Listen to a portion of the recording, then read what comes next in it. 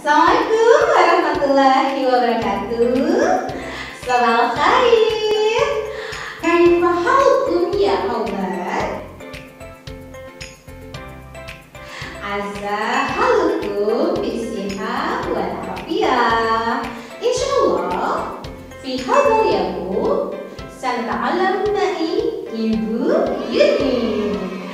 Ilmadah ilmu pengetahuan alam. Wa'an insyaallah sanabhatu an organ pencernaan pada manusia.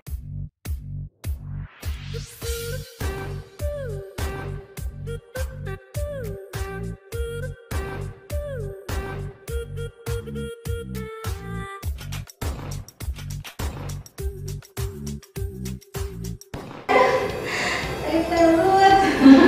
Siapa yang pernah merasakan sakit perut ketika pagi hari? Dan itu selalu secara rutin kita rasakan. Ada yang pernah mengalami?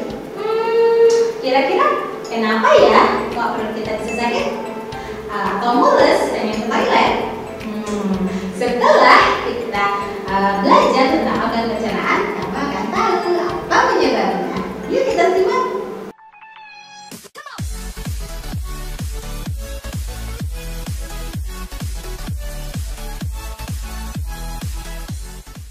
Organ pencernaan pada manusia ini termasuk dalam KD 3.3 tentang berikut ini. Menjelaskan organ pencernaan dan fungsinya pada hewan dan manusia, serta cara memelihara kesehatan organ pencernaan manusia.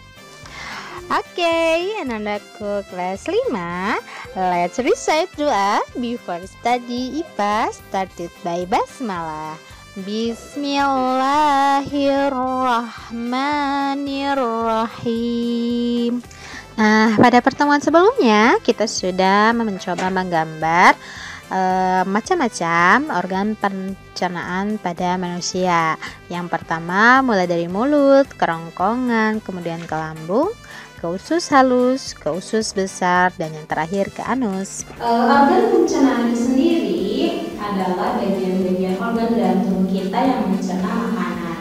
Sistem pencernaan berfungsi untuk menghaluskan atau mengolah bahan-bahan makanan yang masuk ke dalam tubuh kita menjadi mineral-mineral atau sari-sari makanan yang dapat diserap oleh tubuh untuk kebutuhan sehari-hari.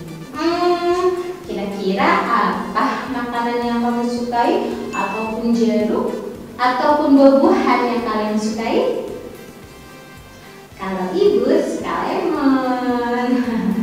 Organ pencernaan manusia terdiri dari mulut, kerongkongan, lambung, kemudian ke usus halus, ke usus besar, rektum, dan juga anus. Yang pertama yaitu ketika makanan masuk ke dalam mulut. Nah, di dalam mulut ini terdapat gigi, kemudian ada lidah, dan juga ada kelenjar ludah. Gigi berfungsi untuk mengunyah atau menghancurkan makanan. Proses penghancuran makanan oleh gigi disebut proses mekanik. Gigi ini terdiri dari gigi seri. Gigi seri berfungsi untuk memotong makanan.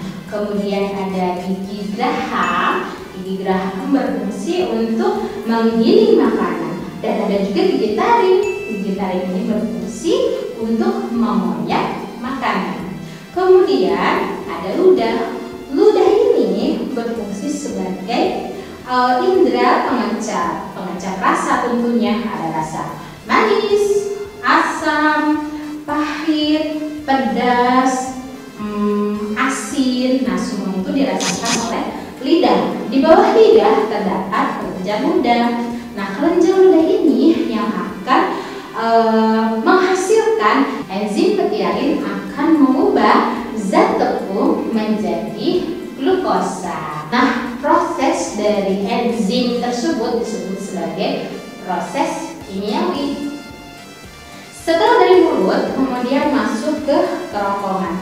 Di kerongkongan ini ada gerakan dinding-dinding dari kerongkongan tersebut, atau yang disebut esofagus. Gerakan ini disebut sebagai gerak peristaltik, yaitu gerak merampas makanan kemudian mendorongnya ke dalam lambung. Dari kerongkongan makanan akan masuk ke lambung. Di lambung ini terdapat proses mekanik, yaitu kerja dari dinding-dinding atau otot lambung. Dan yang kedua ada proses kimiawi, yaitu kerja dari enzim pepsin. Enzim pepsin ini akan mengubah protein menjadi pepton. Kira-kira makanan apa saja ya yang menghasilkan protein? Ada yang pernah makan ikan? Ada yang pernah makan tempe? Atau ada yang suka makan putih telur? Nah, itu semua adalah menghasilkan bahan-bahan makanan yang menghasilkan protein. Setelah dari lambung, maka makanan akan masuk ke usus halus. Nah, di usus halus ini makanan akan mengalami proses kimiawi, yaitu dengan kerja enzim. Nah, kerja enzim ini di usus halus ini akan dibantu oleh pankreas yang menghasilkan enzim-enzim, diantaranya satu ada enzim sukrase. Enzim sukrase ini berfungsi untuk mengubah sukrosa menjadi glukosa. Yang kedua ada enzim lipase. Enzim lipase ini berguna untuk mengubah lemak menjadi asam lemak dan juga gliserol. Dan yang ketiga ada enzim maltase yang mengubah maltosa menjadi glukosa. Di dalam usus juga terdapat cairan empedu. Cairan empedu ini berasal dari hati manusia. Nah, cairan ini berfungsi untuk membantu pencernaan lemak. Selanjutnya akan masuk ke usus besar. Di dalam usus besar ini terdapat bakteri coli, bakteri yang sangat baik yang berguna untuk membusukkan zat-zat sisa hasil pencernaan. Nah, setelah zat-zat sisa ini membusuk, akan masuk ke dalam rektum. Rektum ini ruangan kosong. Ketika terisi penuh, maka kalian akan merasakan mules.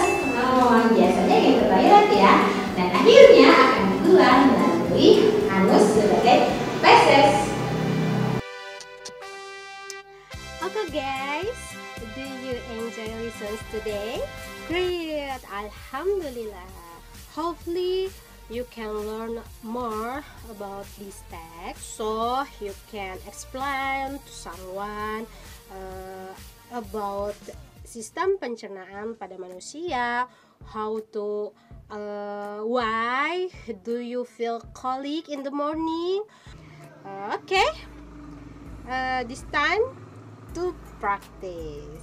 Okay, Ibu akan memberikan 3 pertanyaan. First question, kenapa kita bisa merasakan mules di pagi hari? The second question, pertanyaan yang kedua, di mana sajakah proses kimiawi terjadi dalam sistem pencernaan? Pertanyaan yang ketiga, di mana saja proses mekanik dalam sistem pencernaan? Oke, selamat menjawab pertanyaannya. Boleh ditulis di buku catatan, kemudian difotokan dan hasilnya dimasukkan ke Google Classroom. I think enough for today, and before we are in the lesson, let's pray together. Alhamdulillahirabbil alamin. Oke, berjumpa lagi dengan Bu Yuni dengan pembelajaran selanjutnya. Terima kasih. Bye-bye. Assalamualaikum.